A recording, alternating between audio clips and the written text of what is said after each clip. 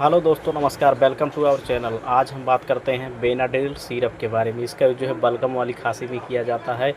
अगर आपको बलगम आ रहा हो या गले में खराश हो, सर्दी हो, तो आप इस सिरप का यूज कर सकते हैं। जो है फेफड़े में जमे बलगम को पतला करके जो है बाहर निकलता है। इसमें जो कॉम्बिनेशन है डाइफेनहाइड्रामाइन हाइड्रोक्लोराइड, अमोनियम क्लोराइड है और जो है सोडियम सिट्रेट, इथेनॉल इसमें जो पाया जाता है। इसका यूज आप 10 ml सुबह, 10 ml शाम कर सकते हैं। ये जो है नेक्सपार फार्मा कंपनी द्वारा बनाया जाता है। इसका मार्केट प्राइस जो है 170 रुपये है।